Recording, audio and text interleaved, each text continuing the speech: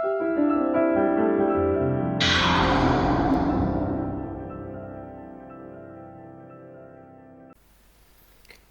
Bapak Ibu semuanya, para Proktor ANBK, selamat datang di channel Guru and Guru yang selalu membahas berkaitan dengan dunia pendidikan.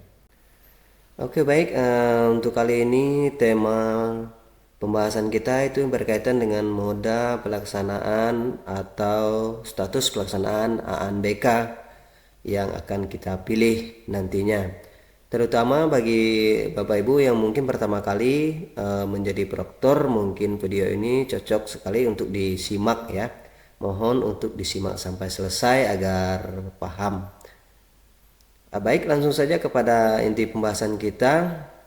Dalam web AMBK itu ada beberapa pilihan. Di situ ada mandiri, ada menumpang, kemudian moda pelaksanaannya ada online dan semi online. Nah, semoga Bapak Ibu sudah menentukan ya jenis moda ini atau status pelaksanaan ini sebelum tombol simpan itu hilang gitu ya. Kalau sudah hilang maka kita tidak bisa melakukan pemilihan ini lagi. Begitu. Apalagi nanti akan mendekati proses pelaksanaan ANBK.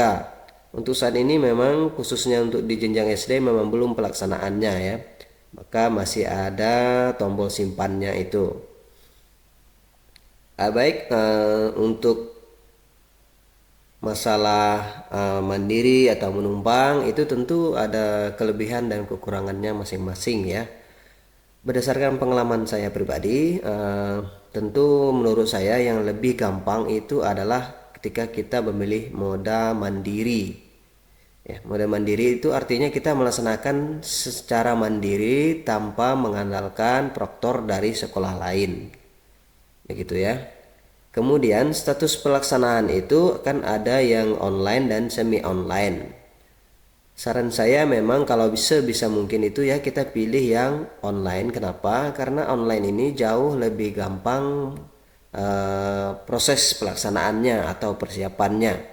Tidak ada perlu gladi dan segala macam. Tentu kekurangannya yaitu kita harus menyiapkan lokasi atau kita harus berada di lokasi yang benar-benar sinyalnya stabil ya, yang cukup kuat untuk pelaksanaannya nanti.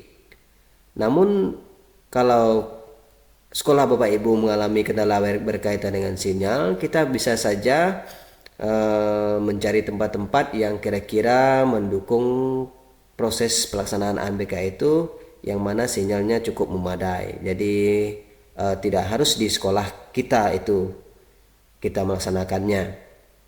Asalkan tempat yang kita akan tentukan itu terjangkau yang pastinya dan tentu menjamin keselamatan anak-anak kita ketika kita bawa ke tempat atau ke lokasi tersebut. Misalnya ya, kita bisa saja gunakan aula di kecamatan mungkin atau di gedung sekolah lain. Nah, tapi walaupun kita misalnya menumpang di gedung sekolah lain, kita tetap mandiri secara online. Jadi mandiri itu ada macam-macam ya. Ada mandiri menumpang atau mandiri yang di tempat kita pribadi atau di sekolah kita sendiri gitu. Kalau mandiri menumpang berarti kita sebenarnya hanya meminjam gedung sekolah lain. Tentu di situ kita juga harus memperhatikan proses pengaturan jadwal-jadwalnya agar tidak bertabrakan dengan sekolah yang bersangkutan jika sekolah tersebut juga melaksanakan ANBK. Nah, kalau untuk moda pelaksanaan menumpang itu menurut pengalaman saya ya itu agak sedikit susah ya Bapak Ibu, terutama apalagi kalau sekolah yang kita tumpangi itu jauh dari lokasi kita.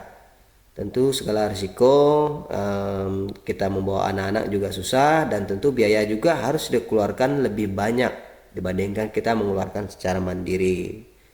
Begitu ya. Tidak tahulah kalau di lokasi lain ya, kalau di tempat Bapak Ibu jika memang kebetulan sekolah tempat menumpang itu dekat dengan sekolah kita ya tidak ada salahnya. Karena kelebihan dari kita menumpang itu artinya kita hanya tinggal terima bersih saja sebenarnya, tinggal nanti orang atau proktor di sekolah yang tempat kita menumpang yang mengatur segala-galanya. Begitu ya, tinggal kita datang menyiapkan anak-anak dan mengikuti ANBK. Hanya saja minusnya otomatis ya terserah mereka mengatur jadwalnya kapan gitu ya, bisa pagi atau siang. Kalau pagi semua ya pagi semua, kalau siang ya siang semua, atau pagi dan siang itu tergantung dari proktor yang di tempat kita menumpang pelaksanaannya. Maka senangnya kalau kita itu mandiri itu kita sesuka hati ya Bapak Ibu mengatur jadwal, sesi, gelombang dan segala macamnya itu. Itu kelebihannya mandiri. Gitu. Ya tidak untuk tidak menutup kemungkinan kalau kita menumpang kan ya terserah kepada proktornya gitu. Tidak menutup kemungkinan nanti kita ditempatkan di jam siang terus gitu kan. Waduh, panasnya gitu ya. Tapi itu kembali lagi kita tinggal diskusikan saja dengan sekolah yang di tempat di mana kita menumpang. Jadi seperti itu ya. Kemudian terkait dengan moda pelaksanaan yang online maupun semi online itu hanya perbedaan pada letak apakah menggunakan sinyal internet atau semi gitu ya. Kalau semi berarti tetap saja menggunakan sinyal internet sebenarnya, cuma bisa ditunda alias nanti bisa kita sinkron gitu ya. Ibarat kita seperti menggunakan dopodik seperti itulah gitu ya, bisa bekerja secara online tapi nanti ada sesi sinkronnya, kira-kira seperti itu. Namun saya pribadi belum pernah menggunakan semi online ini gitu ya. Mungkin Bapak Ibu yang sudah pernah merasakan bagaimana pelaksanaan dengan mode apa semi online ini mungkin bisa berbagi juga ya dengan teman-teman di channel ini di kolom komentar. Mungkin yang mau berbagi saya persilahkan, karena di sini kita saling membantu, saling berbagi untuk mengatasi masalah kawan-kawan guru terutama yang bertugas sebagai proktor ANBK. Mungkin pertama kali ditodong tahun ini untuk menjadi proktor ANBK ya. Kalau yang sudah berpengalaman mungkin tidak terlalu heran berkaitan dengan moda pelaksanaan ini. Jadi itu ya Bapak Ibu, saran saya sebaiknya kita pikir-pikir matang dulu lah, atau berdiskusi dengan semua guru-guru manakah moda yang terbaik yang kita pilih begitu. Selagi kita masih bisa menentukan modalnya ini atau status pelaksanaannya ini. Seperti yang saya bilang tadi, mumpung tombol simpannya masih ada, Bapak Ibu masih bisa menentukan, masih bisa pikir-pikir ulang, tapi jangan terlalu keseringan. Kalau sudah sekali pilih ya sudah simpan gitu ya. Nah, tentu kalau kita dalam mandiri maupun numpang, kalau mandiri otomatis kita harus menyiapkan perangkat-perangkat pendukungnya atau infrastruktur kita apakah mendukung atau tidak, terutama komputer yang kita gunakan gitu ya. Jumlah peserta kita 20, terus komputer klien kita cuma satu, sedangkan satu untuk proktor. Maka paling mampu itu kalau untuk satu komputer klien itu hanya mampu melaksanakan 12 peserta Bapak Ibu ya. Jadi maksimal hanya 12 peserta. Itu pun setiap sesi setiap gelombang itu sudah full 3 sesi ya, karena terdiri dari 4 gelombang gitu ya. Berarti 3 kali 4 kan 12. Jadi hanya 12 peserta. Seperti itu. Oke, nanti kalau memang kita perlu bahas lebih lanjut berkaitan dengan sesi ini, silakan komentar di bawah. Saya akan buat video simulasi pembagian sesi ini ya Bapak Ibu, kalau memang diperlukan. Oke, mungkin untuk sebatas masalah status pelaksanaan dan mode pelaksanaan ini cukup sampai di sini saja. Semoga bisa dipahami ya apa yang saya sampaikan.